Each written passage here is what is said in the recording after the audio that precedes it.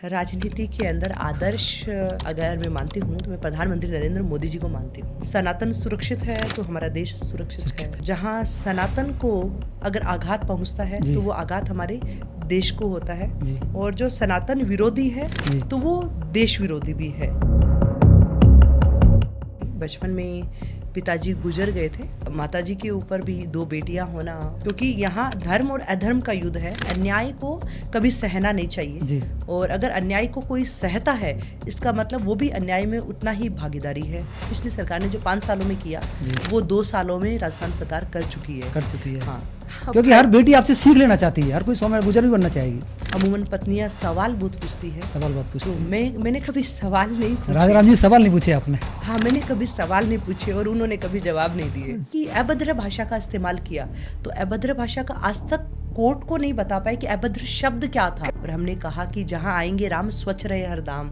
हमने पूरे सफाई अभियान की शुरुआत करी। हमने मंदिरों को साफ किया, धार्मिक स्थलों को साफ करके, हमने स्टेचूज वगैरह जो है मूर्तियाँ उनको साफ करके, और हमने अल्बर्ट हॉल पर बहुत बड़ा एक कार्यक्रम रामोत्सव के रूप में हमने मनाया।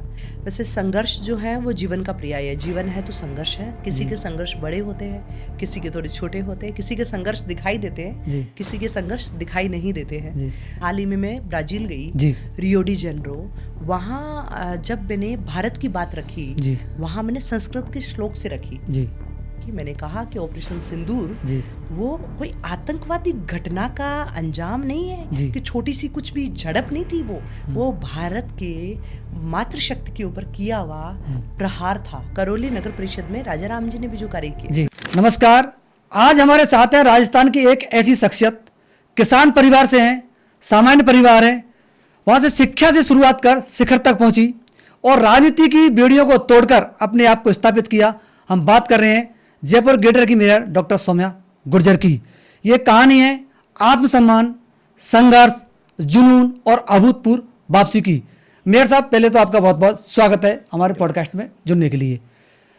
सबसे पहले हमारे दर्शक आपसे जानना चाहते हैं, आपकी शुरुआत एजुकेशन कहाँ से हुई? आप सामान्य परिवार से हैं और आपने दर्शन शास्त्र में, संस्कृत में पीएचडी भी आपने किया हुआ है, तो मुझे जानकारी मिली। आपके बारे में थोड़ा बताएं। आप मेरे बारे में जानकारी आपने पूरी जुटा रखी है जी, पर फिर भी अब आप जानना चाह रहे हैं, आपके दर्शक जानना चाह रहे हैं, तो बिल्कुल एक साधारण सी लड़की जो अपने आप को अपनी दुनिया जो पूरी सब कुछ देखना चाह रही हो और दुनिया में बहुत कुछ करना चाह रही हो, ऐसी इच्छाएं रखने वाली, और जिसको चारों ओर ऐसे पंख लगाकर उड़ना नहीं था। उसको किसी के साथ गलत हो रहा है तो वो उसको गलत लगता था कि ये गलत हो रहा है। किसी का दुख अपना दुख लगता था। किसी और को खुशी मिल रही तो उसको अपनी खुशी मिल रही थी। ऐसी लड़की जो दूसरों की खुशियों में, दुख में अपना समझा करती थी, और चारों ओर के दृश्य परिदृश्य को बहुत गहराई के साथ में देखती थी, महसूस करती थी, पर किसी को बताती नहीं थी। तो इस तरह, और फिर पढ़ाई के अंदर जो मैंने दर्शन शास्त्र के अंदर एमए किया, मैंने संस्कृत के अंदर एमए किया, मैंने एमफिल की, फिर मैंने यूजीसी नेट क्लियर किया, फिर मैंने पीएचडी की, और पीएचडी करने के बाद में मेरी माँ ने कहा कि अब असिस्टेंट प्रोफेसर बन जाओ। तब मैंने कहा नहीं, मुझे असिस्टेंट प्रोफेसर नहीं बनना, मुझे कुछ और ही करना है। क्योंकि असिस्टेंट प्रोफेसर बनने पर आप सिर्फ पढ़ाओगे ही, आपका जो चारों ओर का दायरा है वो बहुत छोटा हो जाएगा। और मुझे चाहिए कि मुझे कोई ऐसे दायरा नहीं बना हुआ हो जहाँ जो मन करे, जहाँ जिस विषय को लेकर मैं सुधार करना चाहूँ या जिस बात के लिए मैं लड़ना चाहूँ, जिनकी लड़ाई को, जंग को मैं लड़ना चाहूँ, जिनके संघर्षों को विराम देना चाहूँ, वो करना चाहती थी। शुरुआत से ही यही जुनून था कि ऐसा कुछ करूँ। और पढ़ाई के बाद में फिर जो है शादी हुई, और शादी होने के बाद में पति जो है वो भी राजनीति से कहीं ना कहीं, उनके मन में भी हमेशा समाज के लिए काम करने, हमेशा विभिन्न विषयों को लेकर, सनातन के लिए उनके मन में हमेशा रहता था कि हाँ, सनातन सुरक्षित है तो हमारा देश सुरक्षित है। और जहाँ सनातन को अगर आघात पहुँचता है तो वो आघात हमारे देश को होता है, और जो सनातन विरोधी है तो वो देश विरोधी भी है। क्योंकि सनातन कोई धर्म नहीं जी। है, सनातन है सर्वे भवन्तु सुखिनः है, जी। सर्वे सन्तु निरामया, सर्वे भद्राणि पश्यन्तु माँ कश्चित् दुख भाग भवेत्। ये सनातन है, सभी के सुख की कामना करना, सब अच्छे से रहे, किसी को कोई दुख नहीं हो, ये सनातन है। मैडम, ये आपकी एजुकेशन की बात आई, इसमें थोड़ा जानना चाहता हूँ आपका कोई ऐसा अनुभव जब आपको लगा हो कि मुझे पढ़ाई छोड़ देनी चाहिए या मुझे बहुत आगे बढ़ना चाहिए, क्योंकि हर बेटी आपसे सीख लेना चाहती है, हर कोई 100 मिनट गुजर भी बनना चाहेगी। पढ़ाई छोड़ देने जैसा कभी महसूस नहीं हुआ जी। मुझे। लगा कि हाँ ठीक है, एजुकेशन पूरी होनी चाहिए, आपके पास में शिक्षा होनी चाहिए, और शिक्षा को मैंने समझने का प्रयास किया। जी। और शिक्षा में कुछ जो है, मैं आदरणीय प्रधानमंत्री जी का धन्यवाद देती हूँ जिन्होंने नई शिक्षा नीति लेकर आए। जी। और उससे पहले जो शिक्षा थी वो थोप दी जाती थी, जी। और कुछ शिक्षा तो ऐसी थी कि हमें पढ़ते वक्त भी लगता है ये क्यों पढ़ रहे हैं, जी। जीवन में इसकी उपयोगिता क्या है, जी। और क्या सिर्फ एक पुस्तक पढ़कर परीक्षा देकर उसमें अच्छे अंक लाना ही शिक्षा होती है क्या? जी। शिक्षा का ये काम नहीं होता। जो हम पढ़ रहे हैं तो वो हमारा बौद्धिक विकास करे, हमें जीवन को समझने में, जीवन की कठिनाइयों को समझने में हमें सरलता, सहजता लेकर आए, और जो हम जीवन में करना चाहते हैं शिक्षा उसमें मददगार बने। शिक्षा वो होनी चाहिए, हम जिस फील्ड में जाना चाहते हैं उस फील्ड की जानकारी ऐसे होनी चाहिए। तो वो कमियां जो हैं वो हमारे प्रधानमंत्री जी नई शिक्षा नीति लाकर उन्होंने दूर की, और जो नए युवा है, अभी की जो युवा पीढ़ी है, उनके लिए बहुत सारी राहें हैं, वो प्रशस्त हो गई है, खुल गई है। वो जो जीवन में चाहते हैं उनके जीवन को पंख लगा सकते हैं। आप आज पॉडकास्ट कर रहे हैं तो प्रधानमंत्री जी ने जो क्रिएटर्स हैं उनको अवार्ड दिया जी। कि आप जो है, आप इंस्टाग्राम या आप अन्य आप यूट्यूब चैनल्स के माध्यम से, जिसको लोग बोलते हैं दिन भर फ़ोन पर बैठे हुए क्या कर रहे हो, जी। क्यों अपना टाइम खराब कर रहे हो। जी। जी। जी। तो वो जो फ़ोन पर बैठकर भी अपना कुछ दे रहे हैं, फ़ोन पर सोसाइटी को दे रहे हैं, उनको भी प्रधानमंत्री जी ने क्रिएटर अवार्ड से नवाजा कि वो भी कुछ क्रिएट कर रहे हैं, वो शब्दों को क्रिएट कर रहे हैं, वो लोगों की मानसिकता को बदल रहे हैं, और उसमें एक नवाचार जो लेकर आए। तो उसके लिए ये जो युवा पीढ़ी है, निश्चित रूप से कह सकते हो कि विकसित भारत की आधार स्तंभ यही पीढ़ी होगी। मैडम, उसमें सवाल मेरा ये था कि आप वो एक किसान परिवार से हैं, सामान्य परिवार, और आपकी माताजी भी, पिताजी कितने पढ़े लिखे थे, जिन्होंने आपको पढ़ने के लिए जयपुर भेजा था, उस दौरान क्या संभव था कि मतलब आज अगर पुरानापन थोड़ा एजुकेशन पर जाए आपकी पे, तो क्योंकि लगता है कि आप देखो जिस परिवार से और समाज से हैं उसमें बेटियां अधिकतर कम पढ़ती हैं, ये पूछ। आप चाहते हो कि पुरानी कुछ चीज़ें जी, देखें, आप कोशिश कर रहे हो कि कुछ खोजने की, ढूंढने की। मेरी माताजी जो है, मेरे पिताजी भी सामान्य पढ़ाई जो है मेरी माताजी और पिताजी ने की थी। बचपन में पिताजी गुजर गए थे, तो माताजी ने माताजी के ऊपर भी 2 बेटियां होना, और उसके साथ ही एक संघर्ष का एक जो राहें हैं उनकी, वो कठिन नहीं थी, बहुत मुश्किल भरी थी। कि उतनी कम उम्र के अंदर जो है वो पति का साया हट जाना, 2 बेटियों की जिम्मेदारी होना। माताजी ने अपनी पढ़ाई पूरी की, उसके बाद में माताजी जो है अध्यापन के अंदर आई, और अध्यापन के अंदर आज शिक्षिका के रूप में अपना कार्य कर रही है। और उन्होंने हमें भी संभाला, खुद को भी संभाला, और इस समाज को भी उन्होंने बताया कि समाज में महिलाएं हैं वो आगे बढ़ती है, सकारात्मक, अगर उनके चारों ओर की अगर स्थितियां सही हो तो महिलाएं अपने जीवन को आसानी से आगे बढ़ा सकती हैं और एक समाज को नई दिशा दे सकती हैं। तो उसी के तहत, और उसके बाद में हम लोगों ने भी पढ़ाई की अपनी, पर शिक्षा से ज़्यादा मुझे रुचि जो है खेल कूद में ज़्यादा थी बचपन में। बचपन में क्लास जब चलती थी तो मुझे हमेशा इंतज़ार करती थी कि ये कक्षा कब पूरी हो, कब बैडमिंटन की कक्षा हो, कब खेल का समय हमें मिले और वो करें, क्योंकि स्पोर्ट स्पिरिट मेरे अंदर हमेशा से थी। वो हमेशा सिखाती है कि आपको जीवन में कभी हारना नहीं है, जीवन आपको जीना है और अपनी इच्छा, अपनी शर्तों पर जीना है। और अगर आप अपनी शर्तों पर अडिग हो तो आप एक बार हारोगे, 2 बार हारोगे, पर अगर आपने उसके गुर सीख लिए खेल के, उसकी चाबियां आपने ढूंढ ली, तो वैसे ही जीवन की अगर आपने चाबियां ढूंढ ली तो आपको जीवन में कोई हरा नहीं सकता। तो आपका शिक्षा का गुरु कौन है? आपने जो एजुकेशन प्राप्त की है, आप देखिए गीता कंठस्थ पढ़ती हैं, आप संस्कृत में एक अच्छा भाषण देती हैं, मैंने करौली में देखा है, जयपुर में आपको देखा है, तो ये सब कौन है आपके गुरु? प्रथम गुरु तो बच्चे की माँ ही होती है। जी बिल्कुल। जो संस्कार देती है, जो बच्चे को बच्चे की तरह उनको नैतिक मूल्यों को डालती है, फिर एक आकार देती है, और जी। जिसका स्वरूप, जिसके नाम के माध्यम से पूरी दुनिया उसको जानती है। जी। और उसके बाद में अगर बात करते हैं तो हाँ, मैंने बचपन में राम सुखदास जी महाराज उनको सुना, जी। उनके प्रवचन सुने, उनको उनकी गीता जो है, गीता का अध्याय स्वाध्याय मैंने किया, जी। और गीता को कंठस्थ भी किया। जी। जब गीता को कंठस्थ हम करते हैं या गीता पढ़ते हैं, हाँ। तो हमें अगर अर्थ नहीं भी समझ में आता है, जी। फिर भी हमें ज्ञान जो है वो थोड़ा, हम आध्यात्म की तरफ जाते हैं। जी। और हम अपने आप में, मतलब मन जो है वो मजबूत होता है, आत्मविश्वास बढ़ता जाता है। जी। उसके साथ में जब गीता को मैंने उसके अर्थ के साथ में समझा, जी। तब लगा कि पूरी दुनिया का सार जो है वो यही है। जी। सारा नॉलेज है वो गीता के अंदर है, हाँ। कि हमें जीवन को किस तरह जीना चाहिए। जिस तरह भगवान श्री कृष्ण ने अर्जुन को उपदेश दिया कि ये युद्ध जो है ये युद्ध नहीं है, जी। यहाँ आप जिनके ऊपर अस्त्र शस्त्र चला रहे हैं, हाँ। ये आपको लग रहा है कि आपके अपने हैं, ये आपका कर्म है। जी। और ये जो आप जिनको मार रहे हो, आपको लग रहा है मैं इनको मार रहा हूँ, आप मार नहीं रहे हो। जी। आप तो सिर्फ और सिर्फ जो है वो आत्मा है, वो अमर है। आप अपना कर्तव्य पूरा कर रहे हो, क्योंकि आपको ये करना है, क्योंकि यहाँ धर्म और अधर्म का युद्ध है, जी। और धर्म को जीत हासिल करनी है, ताकि आने वाला समय जो है वो एक एग्जाम्पल उनके बीच में स्थापित हो कि धर्म हमेशा जीतता है, अधर्म हारता है। मैडम, इस एजुकेशन में आपका कोई कह सकते हैं कि मेरा इसने बहुत सहयोग किया, जिसको मैं आज याद करना चाहती हूँ? किसी न किसी व्यक्ति का कोई सहयोग होता है एजुकेशन के मामले में, राजनीति पर चर्चा करेंगे और भी अब चर्चा करेंगे, जिसको आप याद करना चाहते हैं? देखिए, एजुकेशन में अब आप सहयोग की बात करेंगे तो जिसने आपको बहुत आगे बढ़ाया, मतलब गाइडेंस मान सकते हैं वो मेरी माँ ही है, जो हाँ।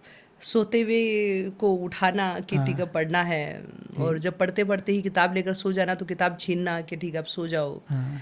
तो वो माँ ही है, बाकी मुझे ऐसे ध्यान में नहीं आ रहा। पर एजुकेशन के अंदर आगे बढ़ाने वाली, मैंने वही कहा कि जी, माँ शिक्षा है। जो है, हाँ, माँ ने दी, परंतु शिक्षा जैसी होनी चाहिए थी, जी। जो उस वक्त चाहिए थी, उस वक्त मुझे जो चाहिए था हाँ। वो उस वक्त नहीं मिला। जी, नहीं मिला। शिक्षा होनी चाहिए हमेशा उसके इंटरेस्ट पे होनी चाहिए। स्कूल के अंदर आप जाते हो तो बच्चे का व्यक्तित्व है, और वो समझ आ जाता है कि ये बच्चा क्या करना चाहता है। जी। तो वो छोटी छोटी चीज़ों के माध्यम से उसको समझकर उसको उसी तरीके से शिक्षा के अंदर आगे भेजा जाता है। मैंने शिक्षा जो ली, ठीक है, मेरे पिताजी जो है वो चाहते थे कि बेटी डॉक्टर बने, दोनों बेटियां पिताजी चाहते हैं बेटी डॉक्टर बने, मैं ये तो जानना चाहता हूँ मैडम। हाँ। हाँ। तो पिताजी की इच्छा के लिए मैंने पीएचडी की, डॉक्टरेट के, जी। ठीक है, मैंने डॉक्टर नहीं बनी तो मैं नाम के आगे डॉक्टर लगेगा, तो जी। पिताजी की आत्मा पिताजी को की इच्छा ही शांति पूर्ति हो मिलेगी। गया। हाँ। उनको लगेगा कि हाँ ठीक है, जो वो चाहते थे बेटी ने वैसा किया। आगे बढ़े। तो माता पिता के लिए ये किया, परंतु कहीं ना कहीं आगे आकर मुझे चारों ओर, जैसे आप करौली की जहाँ की चर्चा करते हैं, वहाँ पहले मैं करौली के अंदर जब मेरा पहली बार आना हुआ, तब मेरे पति राजा राम जी, उनका चुनाव था, तो चुनाव प्रचार के दौरान ही आई मैं। जी। तब मैंने देखा वहाँ का क्षेत्र, देखा डांग क्षेत्र, देखा वहाँ, महसूस किया कि हम अपना जीवन, अपना समय जो है कितना अच्छे से व्यतीत कर रहे हैं, और उनको अपना जीवन जीने के लिए, उनको पानी पीने के लिए भी कितना बड़ा संघर्ष करना पड़ रहा है, उनको एजुकेशन के लिए कितना बड़ा संघर्ष करना पड़ रहा है, उनके बच्चों को किलोमीटर दूर जाकर स्कूल में पढ़ना पड़ता है, तो उनका जीवन का संघर्ष कितना है। और फिर महिलाओं का संघर्ष देखा कि ये सारा संघर्ष, दिन भर महिलाएं पानी भी लाती है, घर पर पूरा काम करती है, और पशुधन भी रखते हैं, उसका काम भी करती हैं, बच्चों को संभालती है। तो उन महिलाओं का अपना क्या जीवन रहा होगा, और अपने जीवन को भी मैंने और नज़दीकी से उनको देखने का प्रयास किया।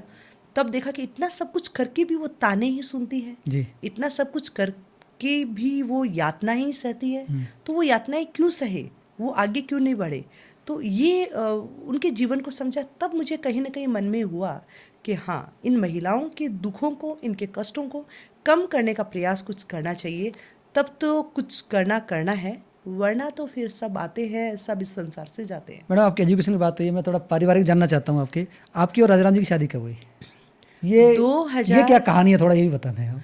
2008 में शादी हुई हमारी। प्रेम विवाह था? हाँ, प्रेम विवाह था? नहीं, ये जैसे विवाह और सबके होते हैं हमारे हिंदू समाज में, घर वाले रिश्ता देखते हैं, पसंद करते हैं, और वो घर वालों के अनुसार ठीक है भाई शादी करनी है, शादी की उम्र हो गई है, तो जैसे शादी करते हैं वैसे ही ये शादी हुई।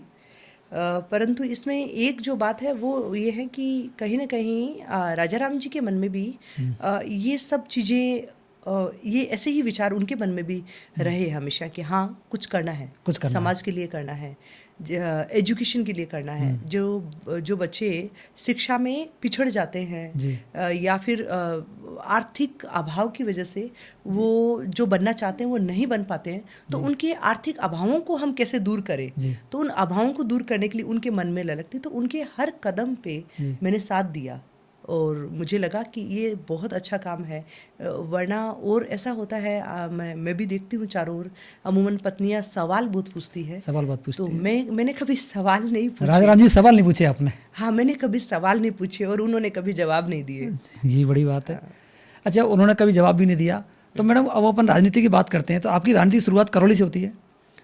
हाँ, जिला परिषद के सदस्य आपको शायद? हाँ, जिला परिषद के सदस्य। थोड़ा उसके बारे में बताएं आप। जिला परिषद की सदस्य तो उस वक्त क्यों बहुत वहाँ की- घनघोर डांग में आप गई थी उस समय?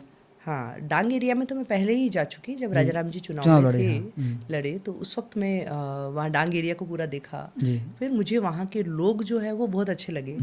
मुझे लगा इनके लिए काम करना चाहिए, क्योंकि जीवन में खुद के लिए जीना तो सभी जी कर जाते हैं, पर इनके लिए जिए, इनका जीवन कैसे आसान हो सकता है, सुगम कैसे हो सकता है, उनके लिए जिए। तो कोशिश यही की कि इनके लिए जिए, तो राजनीति में आई। हालांकि जिला परिषद सदस्य जो है वो बहुत एक छोटा सा, मतलब पहला चुनाव था, वो छोटा चुनाव होता है, और उसके अंदर भी करौली के अंदर शायद सबसे हाईएस्ट मार्जिन से जीती थी मैं।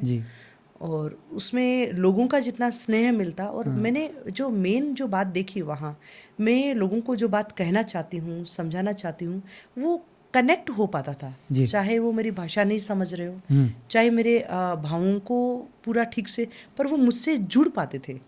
उनको ऐसे लगता कि हाँ ये कुछ इसके मन में है जो ये कुछ करना चाहती है। हालांकि वो जिला परिषद सदस्य के स्तर पर जितना कुछ होता था, आपको भी पता है कि जिला परिषद की एक मीटिंग ही होती थी जहां उनके हितों को लेकर हम लोग ठीक से आवाज़ उठा लेते थे। और उन आवाज़ को भी उस वक्त तत्कालीन जो गवर्नमेंट थी वहाँ के उनके नुमाइंदे थे, उनके द्वारा जिस तरह कार्य अगर हो पाता तो आज करौली की स्थिति ऐसी नहीं होती जैसा करौली को होना चाहिए था।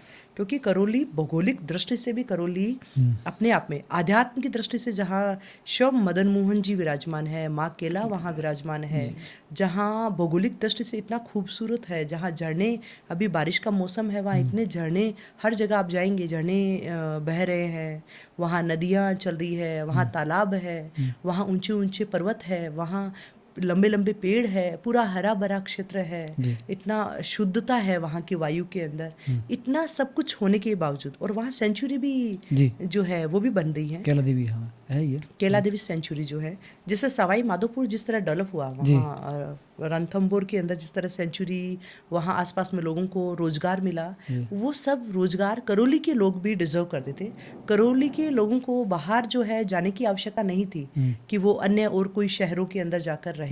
करौली के नागरिकों को अपना इतना सुंदर शहर, इतना सुंदर चारों ओर का पर्यावरण की दृष्टि से इतना सुंदर बसावट वाले करौली को छोड़कर बाहर अगर जाना पड़ा तो मैं उनकी दुविधा समझ सकती हूँ।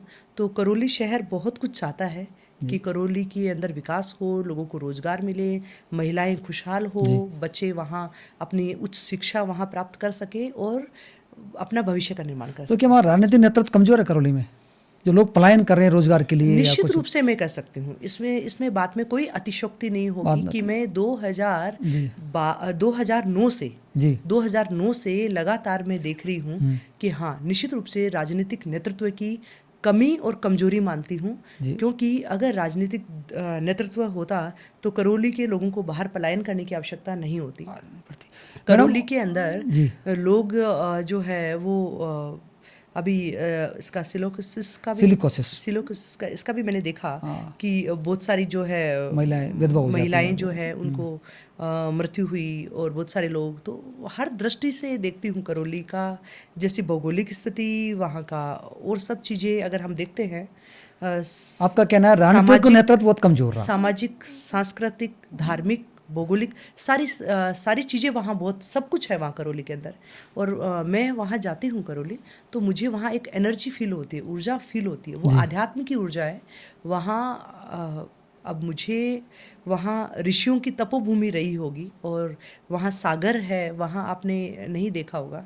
मुझे प्रकृति से बहुत लगाव है, तो मैं जब प्रकृति को देखती हूँ तो मैं वहाँ ठहरती हूँ, वहाँ चारों ओर निहारती हूँ और कोशिश करती हूँ प्रकृति के साथ में बातें करने के लिए। सागर के अंदर खिलने वाले कमल से बातें करने की कोशिश करती हूँ, उस बहते हुए पानी से बातें करना चाहती हूँ। तो जब वो सब चीज़ें मैं फील करती हूँ तो मुझे लगता है कि यहाँ बहुत कुछ है। मैडम, करौली की बात हुई, अब मैं जानना चाहता हूँ, सामान्य परिवार से निकलकर डॉक्टर सौम्या गुर्जर जयपुर में राजनीति में एंट्री करती है, वार्ड पार्षद का चुनाव लड़ती हैं और अच्छे मार्जिन से आप जीतती हैं, और उसके बाद जयपुर ग्रेटर की महापौर बनती है, शायद पहली महापौर है महिला जयपुर ग्रेटर की। तो ये कहानी थोड़ा दर्शकों को आप जरूर बताएं, ये क्या कहानी है? ये कहानी नहीं ये कहानी है। आप क्या आपका संघर्ष है, जुनून है, थोड़ा ये आप जरूर बताएं जी। इसमें करौली से जब मैं महिला आयोग के अंदर में सदस्य रही, जी सदस्य थी, महिला आयोग में सदस्य आपका रही, इस्तीफा हुआ, करौली में जिला परिषद सदस्य रही, महिला आयोग को देखा, तब भी मुझे कहीं ना कहीं फील हुआ कि वहाँ महिला आयोग के अंदर भी महिलाओं को अधिकारों को, क्योंकि मैं जिस बात को ठान लेती थी कि हाँ ठीक है इसको न्याय दिलाना है, तो फिर वो न्याय दिलाकर ही रहती थी जी। तो कुछ लोगों को हो सकता है इस तरह की बातें हैं वो नहीं भी पसंद आई होगी कि ठीक है कोई काम को इतने डेडिकेशन के साथ में कोई कैसे करता है। मुझे या तो मैं काम करना पसंद नहीं करती हूँ, अगर करती हूँ तो मुझे पूर्ण मन के साथ में करती हूँ, दृढ़ निश्चय के साथ में करती हूँ कि हाँ मुझे कुछ करना है जी। और उसी के साथ में जो है परिवार ने साथ दिया, पति ने साथ दिया, तो मैं यहाँ जयपुर के महापौर के रूप में सबके बीच में आई। और आने के बाद भी हालांकि उस वक्त स्थिति जो है 8 माह की गर्भावस्था की स्थिति थी मेरी जी जी। उसके और कोरोना, आपको पता है कि कोरोना की सेकंड वेव थी, लोग घरों से बाहर नहीं निकलते थे।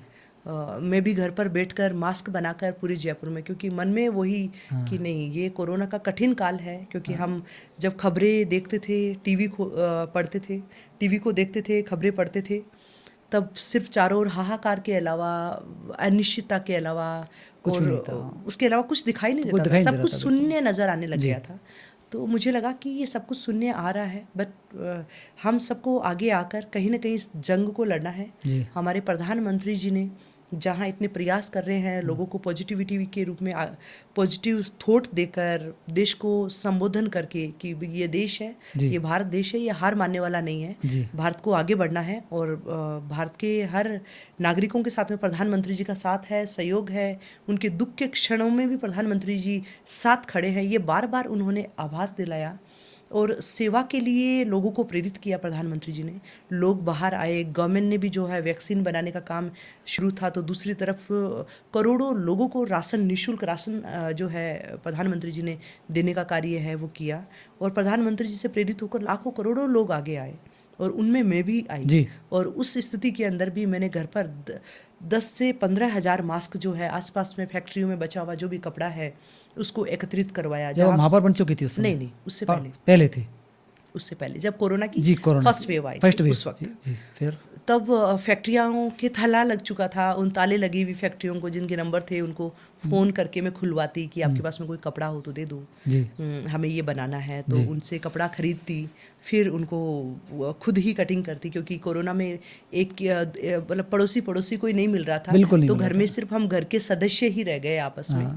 तो किसी ने कैंची पकड़ी, किसी ने मशीन पकड़ी, किसी ने कटिंग की, किसी ने उनको फिनिशिंग दी, ऐसे करके हमने घर में मास्क बनाए और उन मास्क को फिर ले जाकर हमने जहाँ कोरोना संक्रमित क्षेत्र था उनमें हमने वितरण किए, हमने अलग अलग जगह वितरण किए, हमने गवर्नमेंट को दिए, हमने कमिश्नरेट को दिए, हमने राजभवन में भिजवाए और करौली के अंदर भी मैं मास्क वितरण के लिए आई थी। तो विभिन्न जगहों पर आए जहाँ राशन देने का काम भी जो है राजाराम जी ने किया, उसके साथ में मास्क का भी किया कि ठीक है ये काम है, ये करना चाहिए, बिल्कुल करना उस वक्त एकदम भाव जो है कि भाव ये था कि हाँ ये इस कार्य को करने से क्या होगा वो नहीं था, भाव ये था कि ये करना है मानवता के लिए, प्रधानमंत्री जी इतना कर रहे हैं, हमें भी आगे आना चाहिए जिम्मेदार नागरिक होने के लिए, नागरिक कर्तव्यों को निभाने के लिए, कि हम सक्षम हैं तो हम उन लोगों को कपड़े के मास्क हम दे सकें ताकि लोगों के जीवन में किसी भी तरह की असुरक्षा नहीं हो और सब सुरक्षा के जो पैरामीटर है कोरोना के उनको गाइडलाइन को उनको फॉलो कर सके, इस भाव को लेकर किया। जब सेकेंड वेव आई तो चुनाव जो है डिक्लेयर हो चुके थे। जी।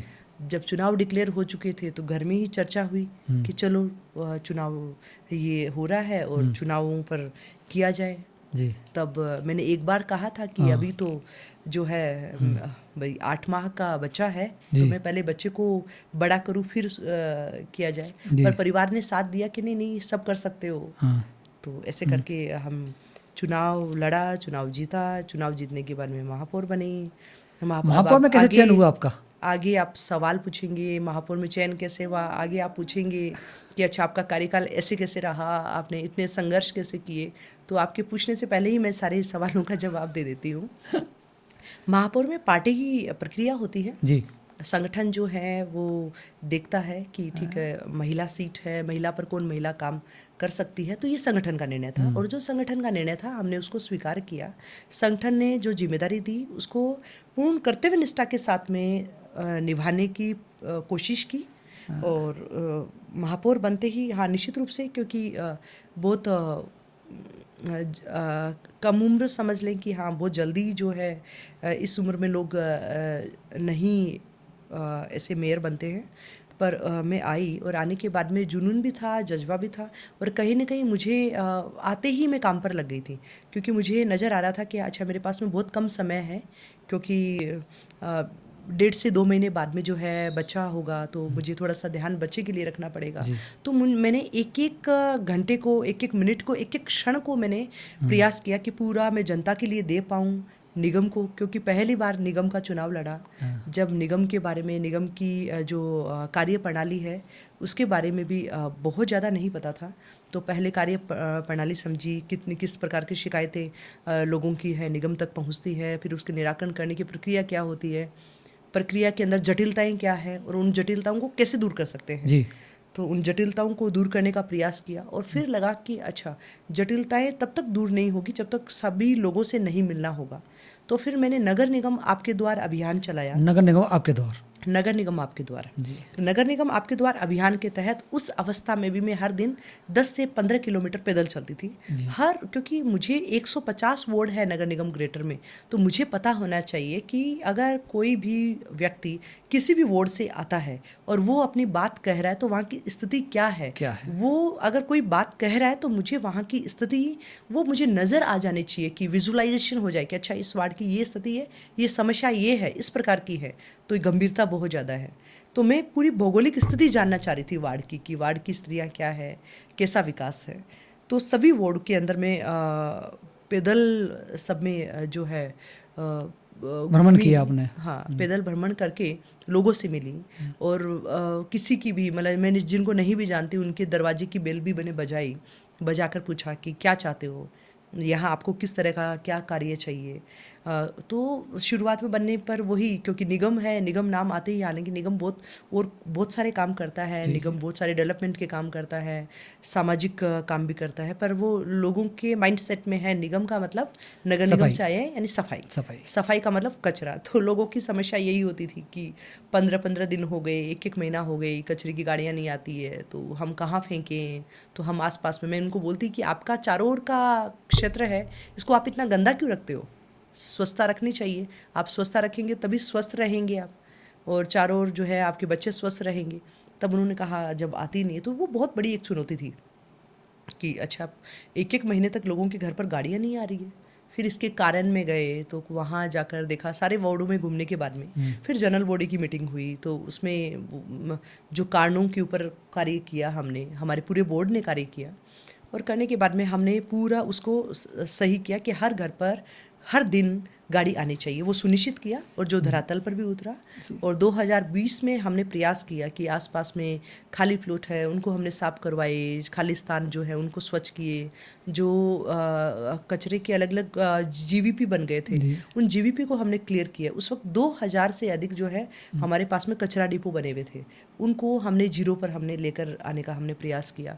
तो लगातार 4 सालों से संघर्ष करते करते करते करते अब 2024 में जाकर हम नगर निगम ग्रेटर जयपुर पूरे देश भर में 16वें 16वें स्थान स्थान पर पर आया, स्टेट मिनिस्ट्रियल अवार्ड भी मिला, जी। साथ में हमें वाटर प्लस कैटेगरी में हम आ चुके हैं, और तो ये एक अपने आप में 3 स्टार रैंकिंग में हम आ चुके जी। हैं।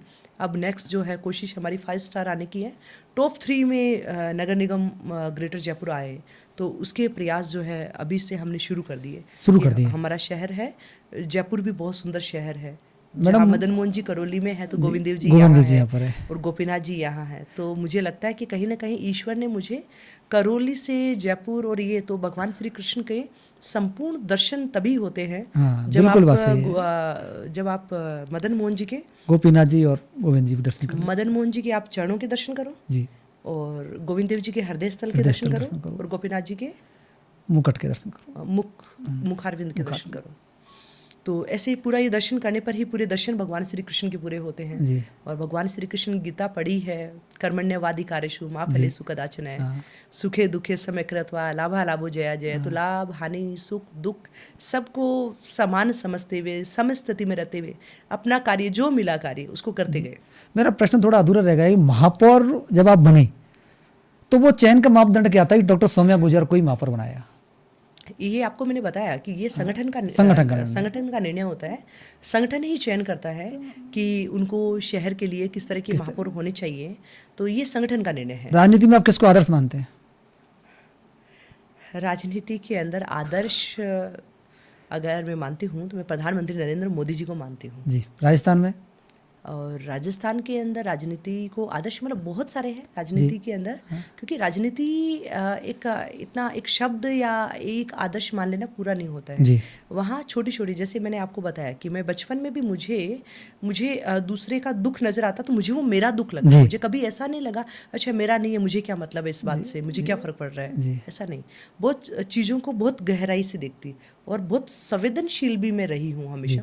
तो मुझे छोटी से छोटी चीज़ें भी मुझे नज़र आती है। तो अच्छाई मुझे जहाँ भी मिलती है तो मैं कोशिश करती हूँ कि अच्छाई मिलती है उसको आत्मसात करना चाहिए, और अच्छाइयों को और उन्हीं अच्छाइयों को इकट्ठा करते करते करते करते मुझे लगता है कि हाँ मैं उन पर कार्य करने का प्रयास है वो भी। मैडम, आपके इस कार्यकाल में वाद विवाद और निलंबन और फिर आपकी दोबारा से अभूतपूर्व वापसी, थोड़ा इसके बारे में दर्शकों को बताएं। क्या विवाद हुआ था? सरकार कांग्रेस की थी, फिर बाद में कोर्ट से आपको सब कुछ मिला, और अब क्या है? इसमें वाद विवाद नहीं था जो मैं समझ पा रही हूँ। जी। मैं और आम लोगों ने क्या देखा या किसने क्या समझा वो मुझे नहीं पता, जी। पर जो मैंने समझा, क्योंकि मैं हमेशा सबसे पहले लोग अगर रिपोर्टिंग करें उससे पहले मैं अपनी रिपोर्टिंग खुद कर लेती हूँ। जी। अपना आंकलन में खुद करती हूँ, क्योंकि मुझे आज भी याद है बचपन के अंदर मैं जब परीक्षा देकर आती थी तो आने के बाद में जब माँ पूछती थी मुझे कैसा रहा पेपर, तो मैं सिर्फ पेपर अच्छा या बुरा यही नहीं बताती थी, मैं साथ में ये भी बताती थी कितने अंक बनेंगे, और कितने अंक के अंदर 100 में से मुझे 63 मिलेंगे तो मुझे 63, 64, 65 ही मिलेंगे, उससे नीचे नहीं जाते थे कभी। तो मैं अपना आंकलन खुद कर लेती थी कि अच्छा ठीक है मुझे ये इतने नंबर मिलेंगे। तो उसी तरह मैं राजनीति के अंदर भी मैं अपनी परीक्षा है वो मैं खुद ही लेती हूँ, और उस वक्त की वो स्थितियाँ हैं तो मुझे लगा कि कहीं ना कहीं मैंने शुरुआत की, महानगर निगम आपके द्वारा अभियान शुरुआत की, मैं वार्डों के अंदर जाना शुरुआत कर दी, लोगों से मिलकर उनकी समस्याओं को सुना, उनके समाधान के लिए लगा। तो मुझे लगता है कि तत्कालीन सरकार ने देखा होगा कि कोई महिला इस स्थिति में इतना पैदल चल रही है, लोगों से मिल रही है, उनकी समस्याओं पर गंभीरता के साथ में चिंतन कर रही है, उन पे कार्य कर रही है, उनके कष्टों को दुखों को कैसे कम कर सके इस पर इतना गंभीरता के साथ में कार्य कर रही है। मुझे लगता है कहीं ना कहीं उनको यही चीज़ अखरी, तो ये षड्यंत्र हुआ आपके साथ? कहीं ना कहीं यही चीज़ अखरी। और उसके बाद में जब सोहम पैदा हुआ, और पैदा होते ही, क्योंकि मैं महापौर, मैं एक बच्चे की माँ हूँ, पर मैंने अपने आप को शहर को भी मातृवत स्नेह देने की कोशिश की कि मेरा मातृत्व है, मेरा अपना मातृत्व है, मेरे शहर को कोई परेशानी में नहीं लेकर आए, उसकी मैंने चिंता की। तो उसकी चिंता जब की तब मैं 5वें दिन ही नगर निगम के सारे कामों को फिर से संभाल लिया, 14वें दिन जहाँ आमतौर पे महिलाएं जापे के समय में होती है, सिर नहीं खोलती है, घर ही घर में अंदर हवा नहीं लग जाए, इन सब में कार्य करती है। पर मुझे परवाह थी उस वक्त कि मेरे शहर को कोई तरह से समस्या नहीं आ जाए। जी। मेरे शहर के अंदर, क्योंकि कोरोना की वेव उस वक्त भी चल रही थी, मेरे शहर में रहने वाले शहरवासी है वो परेशान नहीं हो।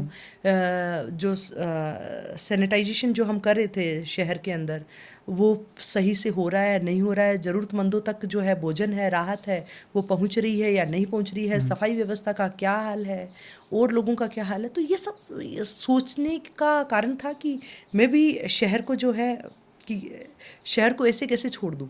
तब तो आपसे षड्यंत्र रच कौन रहा था आपके खिलाफ? तब 14वें दिन जो है मैंने वापस निगम में गई, तो हमारी नगर निगम की कमिटियां बनी हुई थी। जी। जैसे अलग अलग कमिटियां, अलग अलग जो निगम के काम होते हैं, जैसे वित्त कमेटी है, बिल्डिंग परमिशन कमेटी है, फायर कमेटी है, सफाई कमेटी है, ऐसे करके हमारी 21 कमेटियां हमारी जो बनी हुई हैं। जैसे ही मैंने ज्वाइन किया, यानी 14वें दिन मैं नगर निगम ऑफिस मुख्यालय में जाकर बैठी, जन सुनवाई शुरू की। शुरू करने के 2 घंटे बाद में मेरी सारी कमिटियों को सस्पेंड कर दिया। अच्छा। तो निश्चित रूप से एक लगता है कि एक महिला जो अपने छोटे से बच्चे को अपने घर छोड़कर आई है और यहाँ आकर अपना काम कर रही है, उसको अपने बच्चे की भी चिंता है और अपने शहर की भी चिंता है, और उसकी वर्किंग कमिटीज़ को, जितनी कमिटियाँ हैं उनको सस्पेंड कर देना, जी। तो ये बहुत एक आश्चर्यजनक। तब तक मुझे कुछ नहीं पता था, तब तक मुझे लगा कि मैं अपना काम कर रही हूँ और ऐसे ही करना है और सरकारों को भी काम करने देना चाहिए। तब मुझे लगा कि ये तो अच्छी बात नहीं है। तब मैंने सब जो आए हुए लोग हैं उनको भी कहा कि ऐसे काम नहीं चलेगा। अगर सही है, सत्य की रास्ते पर चल रहे हैं, काम कर रहे हैं, तो इसका मतलब ये नहीं है कि कमेटियों को सस्पेंड करके नगर निगम को फेल करने की कोशिश करें कि यहाँ भारतीय जनता पार्टी का बोर्ड है। जी। तो ये मैंने नहीं होने दिया और कोर्ट का, माननीय न्यायालय का दरवाज़ा खटखटाया और 2 महीने के अंदर अंदर माननीय न्यायालय ने हमारी कमेटियों को स्टे दिया। फिर से हमारी कमेटियों ने काम करना शुरू किया। तो वो वापस न्यायालय में जाना, वापस स्टे मिलना, तो कहीं ना कहीं तत्कालीन सरकार को लगा ही होगा कि वापस ऐसे कैसे हो सकता है। क्या तत्कालीन सरकार आपकी लोकप्रियता से डर गई? क्या कारण रह सकता है? हाँ, कौन ऐसा विधायक उस समय था ये जो सब चीज़ें लोकप्रियता से डरी नहीं अब डरी, जो कहीं मैं जो ऐसी काम चीज़ों कर रही को- थी वो क्या था? इस चीज़ों को नहीं, पर वो गलत था, और गलत जो है, अन्याय को कभी सहना नहीं चाहिए। जी। और अगर अन्याय को कोई सहता है, इसका मतलब वो भी अन्याय में उतना ही भागीदारी है। और कहीं अन्याय हो रहा है, उस पर कोई अगर चुप रहता है, तो इसका मतलब वो भी उस अन्याय के अंदर मूक सहमति देता है। बात ये भी आई थी कि वो पार्षदों को रोका नहीं था अपने मारपीट करने वालों को, तो ये बात थी क्या? नहीं, ये भी जो है, ये पूरा कपोल कल्पित जो है, जी। वो सब बातें थी। इसके अंदर जो है, निश्चित रूप से शहर की सफाई व्यवस्थाओं की चिंता हमारी थी। जी। हमारे नगर निगम के पार्षद हैं, उनकी थी।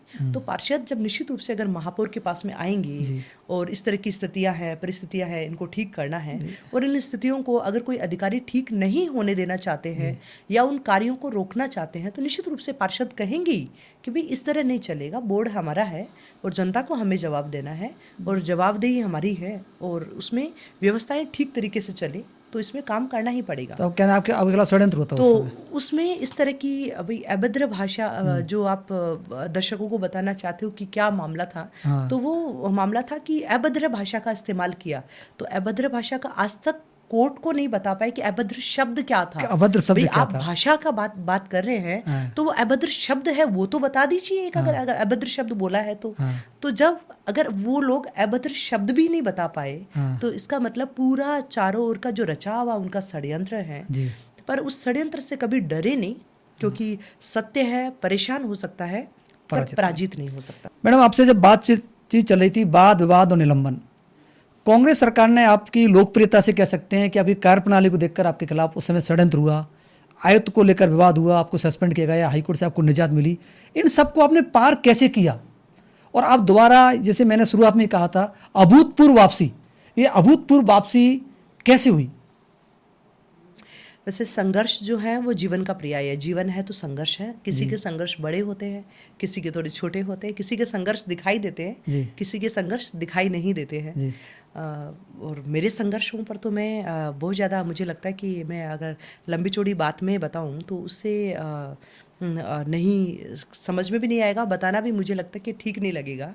इसको मैं कविता के माध्यम से बता देना चाहती हूँ कि जब भी ये संघर्ष या इस तरह की स्थितियाँ आती है, तब मैं हमेशा अपने अंदर जो है एक कविता गुनगुनाती हूँ, और गुनगुनाने के बाद फिर से ताकत आ जाती है कि क्या करना है अपने को, अपनी राह है, जो विजन, जो दृष्टि हमने पहले दिन से रखी है, जो हमारी सोच है, विचारधारा है, उसको आगे बढ़ाना है और उस पर लगातार चलते रहना है।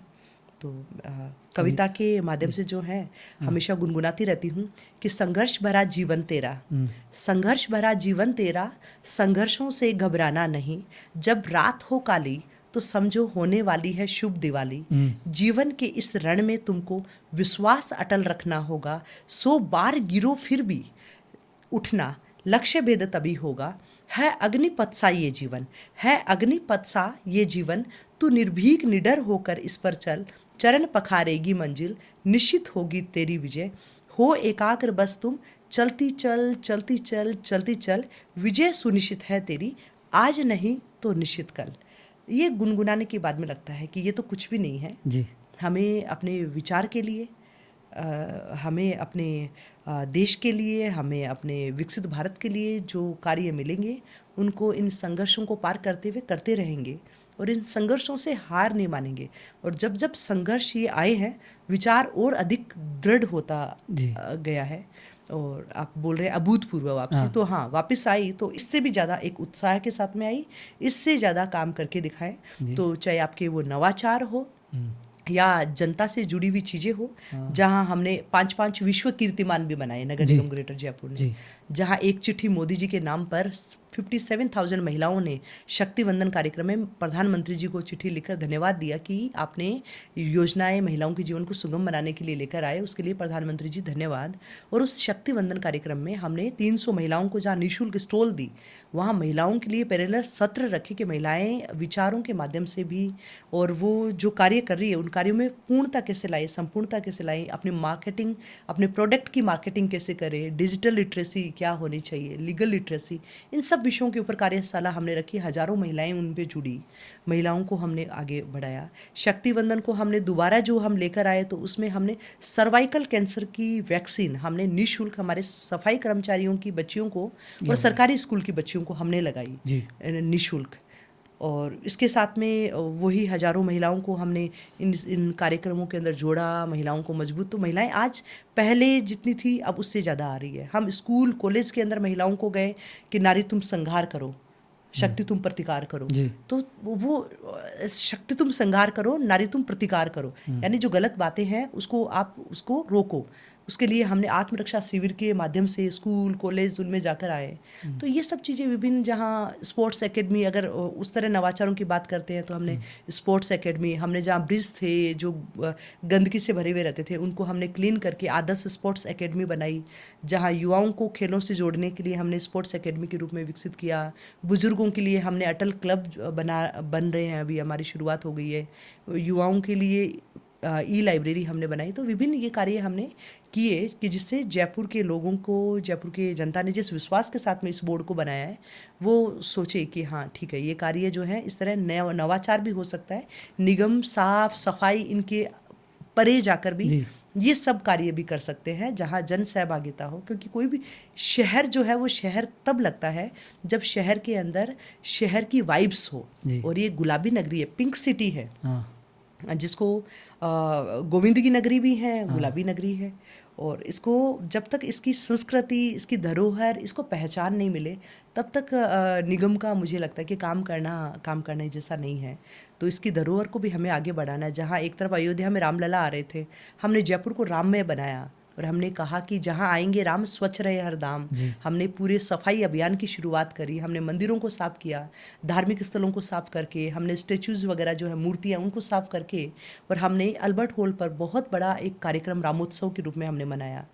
तो पूरे बहुत एक अच्छी संख्या के अंदर जयपुर के लोगों की सहभागिता थी और मुझे ऐसा लग रहा था कि अयोध्या यहीं आ गई है, जहाँ राम मंदिर का भी हमने निर्माण किया, राम मंदिर की समान जो आकृति है वो बनाकर भी वर्ल्ड रिकॉर्ड बनाया। इस तरह जहाँ तीज त्योहार के रूप में जयपुर जाना जाता है तो वहाँ हमने तीज के ऊपर 8 फीट का बड़ा घेवर बनाया। तो वो घेवर कोई मिठाई नहीं थी, वो जयपुर की संस्कृति है, मिठास है, जो लोगों तक पहुंचानी थी कि 8 फीट का जो 1500 किलो वजन वाला घेवर वो बनाना, उस पर हमने वर्ल्ड रिकॉर्ड बनाया। तो छोटी छोटी चीज़ों को भी हमने जीने का प्रयास किया। स्वच्छता योद्धाओं के साथ में रक्षाबंधन मनाना शुरू किया, क्योंकि रक्षाबंधन का त्यौहार अभी अभी गया है। और रक्षाबंधन बचपन का जब आप सुनना चाह रहे हैं तो मुझे याद आ रहा है कि बचपन में मैं हर रक्षाबंधन पर मैं नाराज़ हो जाती थी और मुंह फुलाकर बैठ जाती थी, किसी की राखी नहीं बांधती थी जी। और जब किसी की राखी नहीं बांधी थी तो मम्मी भी बोलती थी, और मूड मतलब बोल ऐसे किसी को बोला नहीं कि मैं क्यों नाराज़ हूँ या आज खाना क्यों नहीं खा रही हूँ, बट मुझे बुरा लग रहा था कि रक्षाबंधन अच्छा क्यों, मतलब मैं किसके राखी बांधूँ, अच्छा, क्योंकि हम 2 बहनें ही, तो अब मैं किसके राखी बांधूँ, तो और किसी को राखी बांधनी नहीं है और भगवान से ही बस उल्हाना देना है, अच्छा ये रक्षाबंधन हमारे लिए क्यों नहीं है, मैं किसको राखी बांधूँ। फिर थोड़ी जब बड़ी हुई तो फिर लड्डू गोपाल जी की राखी बांधना शुरू किया। लड्डू गोपाल जी राम सुखदास जी महाराज ने मुझे 2002 में लड्डू गोपाल जी दिए। तो जब वो उन लड्डू गोपाल जी को, मैं अभी भी मेरे साथ ही रहते हैं, मैं लड्डू गोपाल जी के साथ रहती हूँ। हाँ जी। तो उनको राखी बांधना शुरू किया तो थोड़ा वो ठीक अच्छा लगना शुरू हो गया। फिर जब नगर निगम में आई 4 साल पहले, तब मुझे लगा स्वच्छता योद्धा है जो पूरे शहर की सफाई के लिए इतना कार्य कर रहे हैं, लगातार दिन रात मेहनत करते हैं, इनसे अच्छा मेरा भाई और कौन होगा। तो सभी स्वच्छता योद्धाओं के साथ में रक्षाबंधन मनाना शुरू किया। और वो आप जब भी विनोद जी आप देखेंगे स्वच्छता योद्धाओं के साथ में राखी की पिछले से पिछले साल की, उससे पिछले साल की आप फुटेज देखेंगे, वीडियोस देखेंगे, तो उन स्वच्छता योद्धाओं के चेहरों पर भी जो मुस्कान है ना, उनके चेहरे पर ऐसी मुस्कान है कि ये ही हमारी बहन है। और मेरे चेहरे पर भी जो मुस्कान है वो फोटो आपको और सभी फोटो से थोड़ी अलग नजर आएगी। और आप मुझे भी देखकर आपको लगेगा कि ये ऐसी मुस्कान इनकी कभी नहीं देखी कोई भी प्रोग्राम में, किसी कार्यक्रम में, कितने से बड़ी जीत पर भी नहीं देखी होगी, जो उस रक्षाबंधन के कार्यक्रम के अंदर मुझे जो खुशी मिलती है वो कहीं नहीं मिलती है। तो इस तरह छोटा छोटा अपनों से जुड़ने का, पूरे शहर से जुड़ने का, शहर के लिए काम करने का मौका मिला और उसको लगातार जो है पूर्ण करने का प्रयास है कर। मैडम अब आपसे सवाल ये है कि आप इतने नवाचार करती हैं, मैं कई बार अभी वीडियो देखता हूँ, अखबार स्टोरी भी आती है, जैसे रक्षाबंधन आप नारी शक्ति के रूप में मनाती हैं, ऐसे कौन कौन से नवाचार आपने किए जो हमारे दर्शकों को आप जरूर बताएं। ये काफ़ी अच्छा सवाल है। और ये बहुत सारे लोग मुझे पूछते हैं इतने सारे आइडियाज़ लाते कहाँ से हो। जी, यही हम जानना चाहते हैं। और मेरा हर बार एक ही जवाब होता है कि इतने सारे आइडियाज़ जो है ना, ये लाने की आपको आवश्यकता नहीं होती है। आप अपने मन से देखें, है ना, और आप अपने मन से, अपने दिल से, अपनी आत्मा से अगर गहराई से चारों ओर से अगर आप देखेंगे तो आपको ये सब चीज़ें मिलेगी। आपको चारों ओर वो सब चीज़ें, स्थितियाँ, परिस्थितियाँ आपकी तरफ उत्पन्न होगी तो आपको ये थॉट ऑटोमेटिक आएंगे जी। और जब मैं सुबह मेडिटेशन करती हूँ, मेडिटेशन के बाद में ऐसे कहीं आ रही हूँ, जा रही हूँ, तो चारों ओर देख रही होती हूँ कि अच्छा कैसा है शहर, यहाँ क्या है, और कोई भी उत्सव मना रहे हैं, कोई भी त्योहार है या कोई भी कुछ है, जैसे महिला दिवस की आप बात कर रहे हैं, महिला दिवस है, तो मुझे लगता है कि महिला दिवस तो 365 दिन होनी चाहिए। क्या एक ही दिन 8 मार्च को महिला दिवस मनाकर महिलाओं के लिए थोड़ी सी तालियां बजाकर और महिलाओं को सर्टिफिकेट दे दिया या फिर महिलाओं के लिए कुछ पिकनिक या कुछ ऐसा प्रोग्राम प्लान कर दिया, ये तो महिला दिवस नहीं होता। महिला दिवस का मतलब होता है महिलाओं को उनके अधिकारों के लिए, उनको हक के लिए, और उनको जागृत करें, उनको आगे बढ़ाएं, ये प्रयास होना चाहिए। तब मुझे ध्यान में आया कि हमारे प्रधानमंत्री जी ने एक तरफ नारी शक्ति वंदन अधिनियम लेकर आए। जी, नारी शक्ति वंदन अधिनियम लेकर आए थे। तो एक तरफ नारी शक्ति वंदन अधिनियम लेकर कि महिलाएं आगे बढ़े, महिलाओं की अपना प्रतिनिधित्व हो ज़्यादा से ज़्यादा, क्योंकि महिलाएं मन से सोचती है। उसमें काम की एक सामाजिक दृष्टि होती है, तो उसमें एक आंतरिक दृष्टि भी देती है। उसमें काम में एक उसका बहुत सारी कठिनाई, छोटी छोटी चीज़ें होती है जो किसी पुरुषों को नहीं दिखती है वो, पर महिलाएं उनको देख लेती है, अच्छा ये चीज़ें हैं, और उनको चुटकी बजाते ही उसको निदान भी कर देती है उन समस्याओं का। तो महिलाएं बहुत सूक्ष्म दृष्टि से देखती है और जिन कामों को करती है बहुत पूर्णता के साथ में पूरी संलिप्त होकर उस काम को करती है कि अच्छा ठीक है, इस काम को बहुत बेहतर तरीके से करना है। और उसका रिजल्ट जब आता है महिलाओं के काम का, तो वो रिजल्ट भी अपने आप में एक अद्भुत ही आता है। उसमें लोग अपने आप में आपके नवाचार शहर के लिए जुड़ाव महसूस करते हैं। कौन कौन से नवाचारों की अगर बात करते हैं तो नवाचारों की बहुत लंबी लिस्ट, फिर भी तो आप थोड़ा संक्षिप्त हमारे दर्शकों को बताएं। कुछ जैसे सबसे पहले मेयर बनकर गई तो मुझे लगा कि यहाँ नगर निगम के अंदर इतने सारे कर्मचारी, अधिकारी, मेरे स्वच्छता योद्धा काम कर रहे हैं, और वो काम कर रहे हैं, और ऐसी संस्था है और हर संस्था के अंदर क्रेच होना चाहिए, तो यहाँ क्रेच नहीं है अभी तक। तो फिर पहले महिला दिवस पर मैंने महिलाओं को एक महापौर के रूप में सौगात दी कि ठीक है, आपके लिए आप अपना काम अच्छी तरीके से कर पाओ, आप अपने बच्चों की भी देखभाल कर पाओ, तो इसके लिए आपके लिए क्रेच होनी चाहिए। तो वो हमने क्रेच बनाई, पन्नाधाय शिशु पालना गृह के रूप में हमने बनाया, और आज मुझे खुशी है कि वो इतना सुंदर क्रेच है, वहाँ महिलाएं अपने बच्चों को छोड़कर अपने कार्यों को कुशलता के साथ में कर पाती हैं। फिर आता है अंतर्राष्ट्रीय योग दिवस। जब योग दिवस आया, योग में क्योंकि मैंने पीएचडी की, तो पीएचडी में मेरा थोड़ा सब्जेक्ट जो है योग से संबंधित भी रहा, दर्शन शास्त्र का भी रहा। तो उसमें मैंने जब योग दिवस पर देखा, तो 21 जून पर हम योग दिवस, हमारे प्रधानमंत्री जी के नेतृत्व में पूरे विश्व ने योग की ताकत को स्वीकार किया। तो हम भारतीयों को तो योग को जीना ही चाहिए, हर दिन हमारी शुरुआत योग से होनी चाहिए। तब मैंने योग को लेकर कि ठीक है, अब योग से जो प्रबुद्ध योग के क्षेत्र में काम कर रहे हैं वो तो जुड़े हुए हैं, पर जो युवा पीढ़ी है वो योग से कैसे कनेक्ट हो, और युवा पीढ़ी को आवश्यकता है। मैडम, नवाचार की बात हो रही थी योग की लेकर, आप खुद भी बहुत फिट हैं, तो योग का क्या नवाचार आपने किया अपने कार्यकाल में? योग का आपको जैसे मैं बता रही हूँ कि जब योग दिवस आता है 21 जून, तो 21 जून में पूरा विश्व जब योग कर रहा है, हमारी योग, हमारे भारत की अपनी पद्धति है जो हजारों हजारों साल पुरानी है, तो उसको हमें तो जीना ही चाहिए। और योग है, योग जोड़ता है आपको, योग आपको स्वास्थ्य से भी जोड़ता है, आपके कार्यों से भी जोड़ता है। योगा कर्म सुख कौशलम, कर्मों में कुशलता लेकर आता है।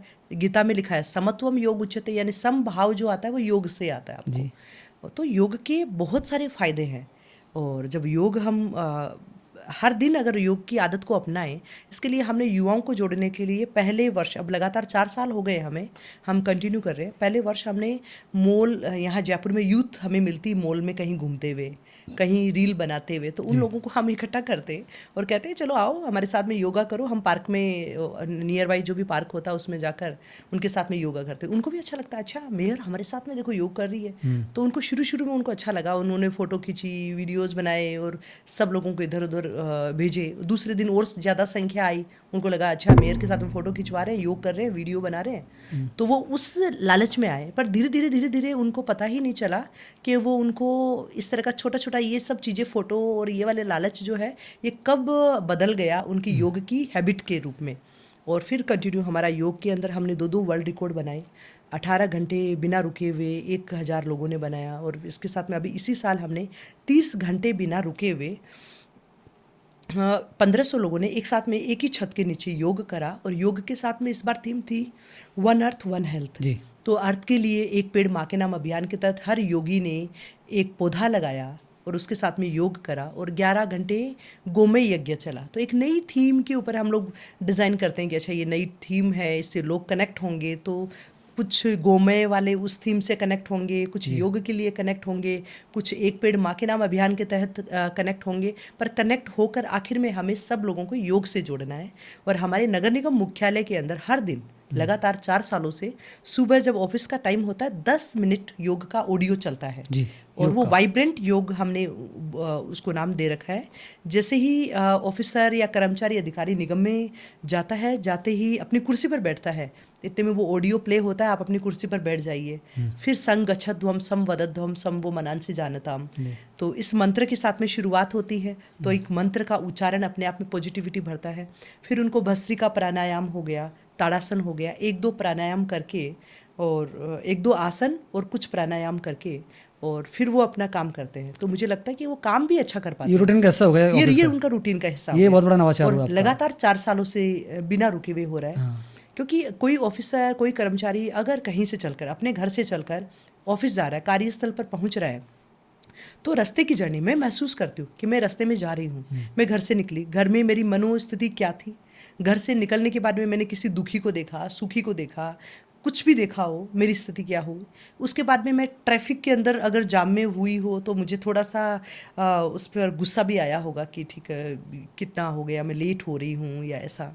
तो वो सारे भाव जो है वो अपने कामों के ऊपर हावी नहीं हो, इसके लिए हमने वो योग रखा कि जाते ही 10 मिनट आप योग करने के बाद में अपने आप में एक स्फूर्ति, नई ऊर्जा का संचार महसूस करते हो और उसके बाद में आप अपना काम करेंगे तो आप जनता के, लोगों के कामों को आप और अच्छी तरीके से आप कर पाएंगे।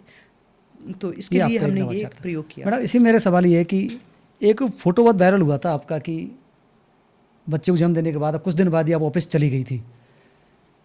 तो ये भी क्या एक स्वास्थ्य के लिए कितना वो महत्वपूर्ण रखा था आपके लिए? योग से आप जोड़ सकते हैं इस विषय को? देखिए, योग निश्चित रूप से जो योग करते हैं तो उनको इन सब चीज़ों की, कुछ लोगों ने मुझे कहा, हाँ। बहुत सारे मैसेज भी आए, इस समय में अभी नहीं ऐसा जाना अगर चाहिए इतना था। नहीं जाना चाहिए था, इतना भी क्या काम, हाँ। बुढ़ापे में बहुत मतलब स्थितियां हैं बहुत खराब होगी, हाँ। बुढ़ापा बहुत मुश्किल भरा होगा क्योंकि आपने अपना शरीर को खराब कर लिया है। जी। मुझे लगता है शरीर जो है, शरीर हमारा पंच तत्वों से बना हुआ है, और पंच तत्वों का सही नियंत्रण और उसको उसकी प्रकृति, वात पित्त और कफ, 3 तरह की प्रकृति होती है शरीर की। अगर आप उनमें बैलेंस बनाकर चलेंगे, आप योग करेंगे, आप अपने आप में खेल से जुड़े हुए रहोगे, कोई भी आप अगर खेल को खेल रहे हैं तो आपकी सकारात्मक ऊर्जा होगी, यही आपको स्वस्थ रखने का राज है।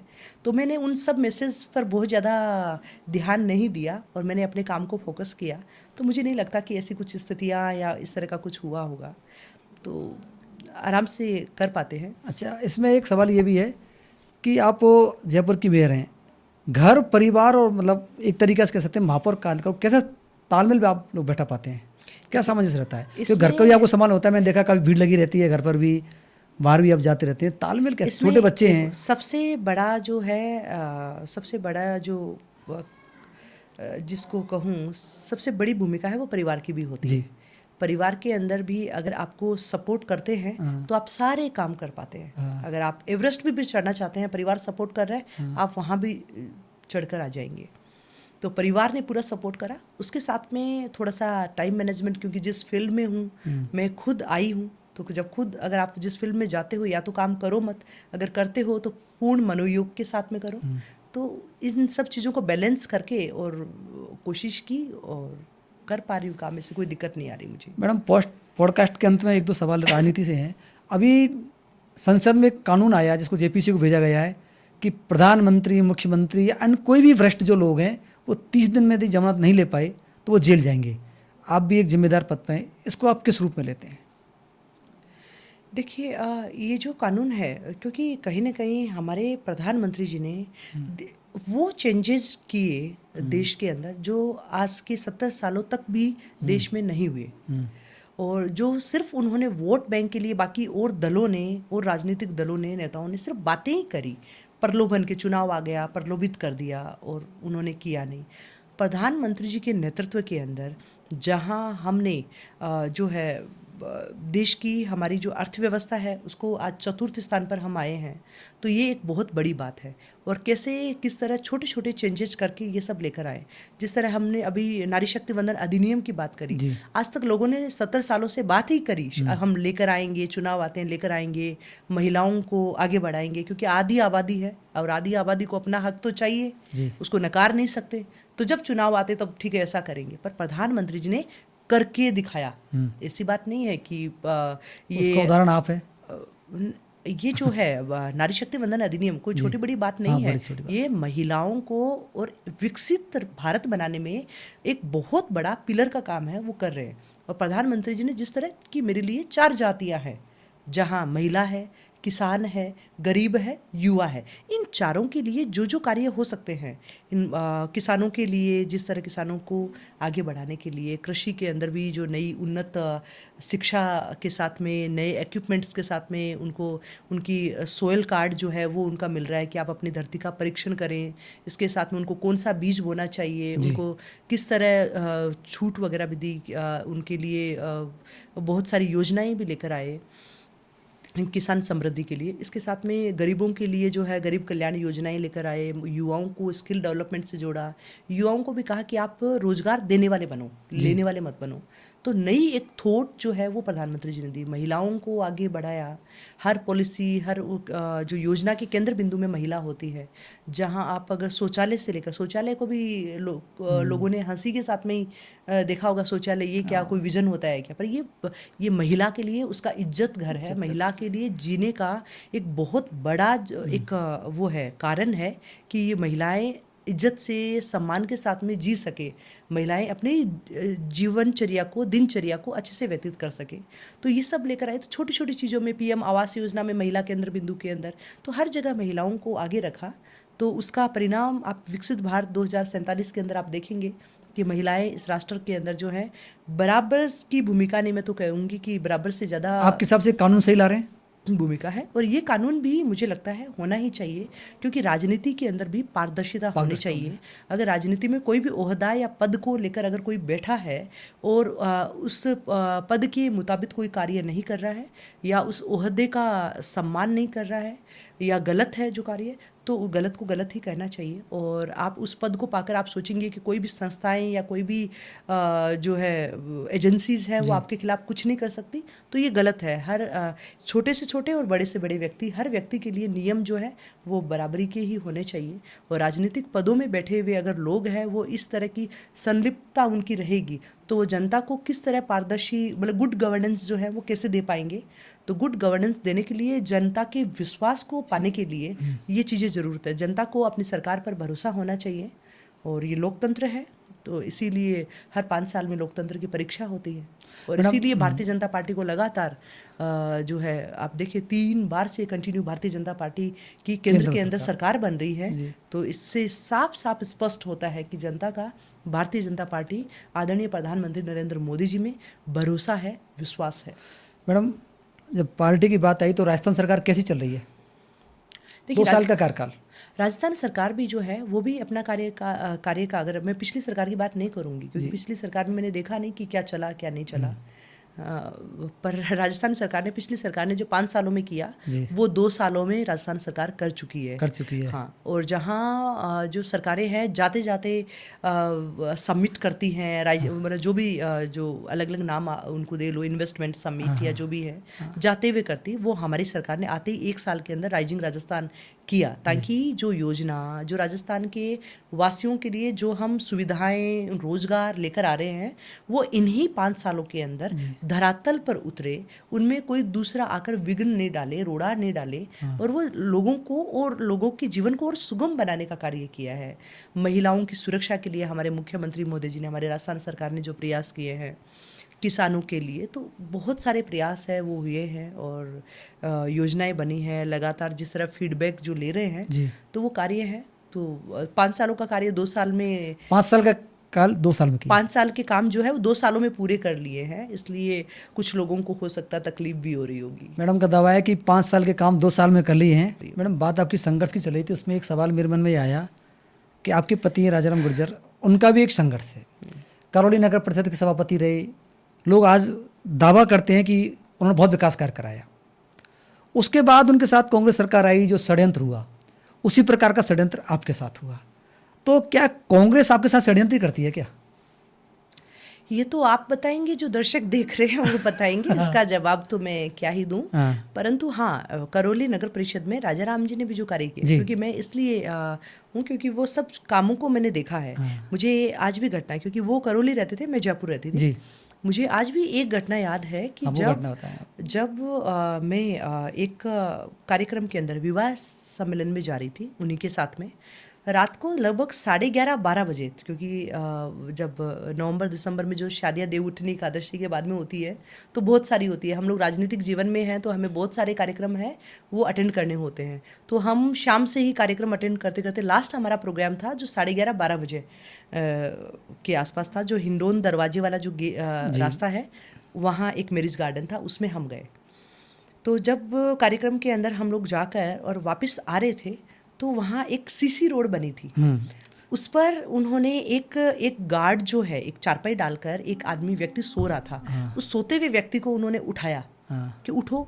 तब मुझे लगा कि ये सोते हुए इस व्यक्ति को, इनको क्यों उठा रहे हैं। मैंने कहा सोने दो ना इसको, क्यों उठा रहे हो आप। तब इन्होंने बोला कि नहीं नहीं, ये जनता के पैसे की रोड बनी है, ये सीसी रोड, ये नगर परिषद की या मेरी नहीं है, या ये कोई ऐसा कोई कोष नहीं, ये इन्हीं जनता का, करौली के लोगों का कोष है। और इसमें इनके लिए जो रोड बन रही है उसमें वो क्वालिटी होनी चाहिए जो 20 साल तक टूटे नहीं। और इसमें एक किसी भी पशु पक्षी का एक जो पैर का पंजा है वो भी नहीं बनना चाहिए, इतनी अच्छी रहनी चाहिए ये रोड। क्वालिटी में इसमें कोई भी इसको खराब करके नहीं चले जाए, तो इसकी जिम्मेदारी इसका ध्यान रखने की। गौरव पथ जिसे कहते हैं। हाँ, गौरव पथ जिसको बोलते हो, तो उस गौरव पथ के लिए उसको उठाया और उठाकर बोला भाई आपकी जिम्मेदारी है, इस पर मुझे एक पैर का निशान भी नहीं चाहिए। तो आप सोचो कि जिस अगर कोई रोड के लिए भी उस पर पैर का निशान नहीं बनने देना है, उसकी सीसी रोड बनी है, उसकी तराई ठीक से होनी चाहिए, उसकी क्वालिटी अच्छी होनी चाहिए, जनता का पैसा है, तो मुझे लगता है कि वो रोड जो है, अभी भी मैं करौली जाती हूँ तो वो रोड आज भी वैसी ही है। आज भी वैसी है। तो मैडम इसी में से ही पर निकल के आता है कि राजाराम जी को जब निलंबित किया गया था तो आप बहुत जगह गई थी, मैंने आपको देखा है, कांग्रेस सरकार के मंत्रियों के पास गई थी, सब कुछ गई थी, आपको न्याय की उम्मीद कहाँ से लगी फिर? देखिए मेरा आपको मैंने पहले भी ऐसा ही कुछ सबका सवाल था, उसमें जवाब दिया कि जब भी अन्याय होता है जी। तो आप अन्याय होता है तो आप चुप होकर मत सहिए। जी। अगर आप चुप हो जाते तो आप कहीं ना कहीं अन्याय के सहभागी बन जाते हो, या आप मानना शुरू कर देते हो कि हाँ अन्याय हुआ है, या इसमें गलती जो है वो खुद की तलाशने लग जाते हो कि हाँ मुझसे ही भूल हो गई। अगर आपको पूर्ण यकीन है आपकी गलती नहीं है और गलत हुआ है तो उससे आपको लड़ना चाहिए, और उसमें आपको जो संबंधित व्यक्ति हैं जो अन्याय कर रहे हैं उनको भी आपको जाकर बताना चाहिए कि ये गलत है, और गलत है, इसको सही करिए। और इस तरह है तो आप अगर अपनी बात को स्पष्टता के साथ में जनता के सामने भी रखी और गवर्नमेंट के सामने भी रखी, और आपने देखा होगा कि हर जगह जिस भी प्लेटफॉर्म के ऊपर लिखना भी होगा तो मैंने अच्छा भला लिखा भी होगा। जी बिल्कुल, मैंने उस देखा है। पर, और हर मिनट में हर व्यक्ति को अगर इस पर किसी ने सवाल भी पूछा तो उसके सवाल का जवाब भी बड़ी स्पष्टता के साथ में दिया कि ये बात है, ये जवाब है, और गलत गलत होता है। गलत कुछ अन्याय को लोग इधर उधर का रूप देकर उसको और इधर उधर लेकर चले जाते हैं कि ताकि वो जनता उद्वेलित ना हो उसमें, या फिर चलो ठीक है इसी में 4 कमियां निकाल दो, वो सब चीज़ें गलत है।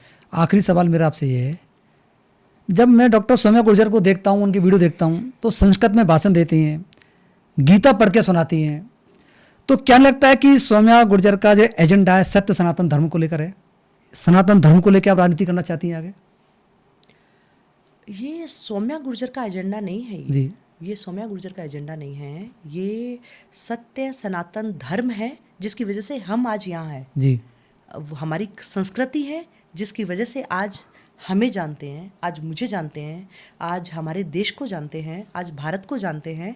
जब मैं अन्य देश में जाती हूँ, जैसे हाल ही में मैं ब्राज़ील गई, रियो डी जेनेरो, वहाँ जब मैंने भारत की बात रखी, वहाँ मैंने संस्कृत के श्लोक से रखी। जी। संस्कृत के कौन सा श्लोक था मैडम वो, इस श्लोक से हम शुरुआत करी? सबसे पहले तो उनको, क्योंकि अब प्रोग्राम चल रहा है, हाँ। तो उनको नमस्तु सभा सभाए सर्वस्य स्वागतम सर्वस्य हार्दिक अभिनंदनम, और उसके बाद में भारत क्या है, तो भारत वो है वसुदेव कुटुंबकम, और उसके साथ में सर्वे भवन्तु सुखिनः सर्वे सन्तु निरामया, ये हमारी परिकल्पना है, हमारा विजन है, ये उनको बताया। और उनके बाद में उनको बताया कि ऑपरेशन सिंदूर के बारे में वहाँ मैंने बात रखी। मैंने कहा कि ऑपरेशन सिंदूर वो कोई आतंकवादी घटना का अंजाम नहीं है, कि छोटी सी कुछ भी झड़प नहीं थी, वो भारत के मातृशक्ति के ऊपर किया हुआ प्रहार था, महिलाओं के अस्तित्व पर, महिलाओं के सुहाग पर किया हुआ प्रहार था, जिसका नाम हमारे प्रधानमंत्री जी ने ऑपरेशन सिंदूर दिया। और जो दूसरे दिन हमने भी अखबारों में पढ़ा तो आंखों में आंसू आ गए थे सिंदूर नाम पढ़ते, कि ऐसा नाम कैसे आया, मतलब ये वो नाम नहीं था, वो जज्बात नज़र आ रहे थे उसमें। और उसके साथ में बताया कि हर ऐसी घटनाएं, मतलब इस तरह की जो धर्म पूछकर अगर किसी के सुहाग को उजाड़ा जाता है, किसी को मारा जाता है, वो आतंकवादी घटनाओं से भी कहीं बड़ा जो है चीज़ें हैं ये। और उन सब की ज़मीन जो है, चाहे आप 16/11 का जो हमला है और अन्य हमले हैं उनमें जाते हैं, तो वो सब पाकिस्तान की ज़मीन के ऊपर उसकी वहीं रूपरेखा बनती है, षड्यंत्र वो वहीं से रचता है, और वो फिर वो पूरे उस फैलाया जाता है वहाँ से। तब उनको बताया कि ये आप अन्य देशों के अंदर जो नैरेटिव बना रहे हो कि नहीं ये तो छोटी सी झड़प है या छोटी सी ऐसी बात, छोटी बात नहीं है। ये भारत विकसित भारत है, और ये भारत सहता नहीं है, ये भारत जवाब देता है। आदरणीय प्रधानमंत्री जी के नेतृत्व में अगर भारत की तरफ कोई आंख दिखाकर देखेंगे तो भारत उसको उसी के अनुसार जवाब देंगे। अगर आप पत्थर आप उछालेंगे तो ये भारत उसके ऊपर पहाड़ जाकर गिराएगा। हनुमान जी वाला जो पहाड़ है पूरा, वो वहाँ ले जाकर गिराने वाला। तो ये भारत अब नया भारत है, ये भी वहाँ बताया। ये वहाँ बताया। और संस्कृत वहाँ भी जाकर कोशिश संस्कृत बोलने की कि ठीक है संस्कृत बोलूँ, फिर चाहे उसको ट्रांसलेट करके उनको समझा दूँ, पर पहले संस्कृत बोला आपने। पहले संस्कृत मुझे बोलना है। और वहाँ मेरा अपना परिधान साड़ी के साथ में, क्योंकि वो हमारा भारत का परिधान है। चाहे मैं सिंगापुर गई, मैं रशिया जाके आई, मैं जो ब्राज़ील ब्रिक्स के अंदर में गई, वहाँ तो सब जगह जाकर, क्योंकि अपना देश है, उससे पहचान है। हमारी संस्कृति की वजह से हमें, तो हमारा एजेंडा संस्कृति नहीं है, हम तो संस्कृति की वजह से हम लोग सब हैं। तो हमारी जिम्मेदारी है, नैतिक जिम्मेदारी है कि हमारी संस्कृति को, हमारे सनातन धर्म को उन लोगों की नज़रों से हम दूर रखें जो इसको आघात पहुंचाना चाह रहा है। और सबसे पहले ही मैंने कहा, जो सनातन को प्रहार कर रहा है सनातन पर, वो इस देश का नहीं है, वो इस देश का शुभेच्छु बिल्कुल भी नहीं है। धन्यवाद। ये थी जयपुर ग्रेटर की महापौर डॉक्टर सौम्या गुर्जर। इनके जीवन की कहानी अंशु पहली, राजनीति और प्लानिंग। आप हमारे साथ जुड़े, आपके लिए बहुत बहुत धन्यवाद मैडम। आपका एक बार फिर धन्यवाद। धन्यवाद विनोद जी, बहुत सारा। और आपके इस पॉडकास्ट को सुनकर दर्शकों को अच्छा लगेगा। और दर्शक जो जो सवाल पूछेंगे आपके पॉडकास्ट में, आप नीचे देखिएगा कि सवालों की झड़ियाँ अगर लगती हैं और क्या क्या सवाल पूछते हैं, तो उनके सवाल मेरे तक ज़रूर पहुँचाएं, ताकि मैं उनका उसी स्पष्टता के साथ में उनको जवाब दूंगी। मैडम ने कहा आपके सवाल मैं जरूर पहुंचाऊंगा, और आपके सवालों पर एक बार फिर इंटरव्यू दोबारा करेंगे। बहुत बहुत धन्यवाद।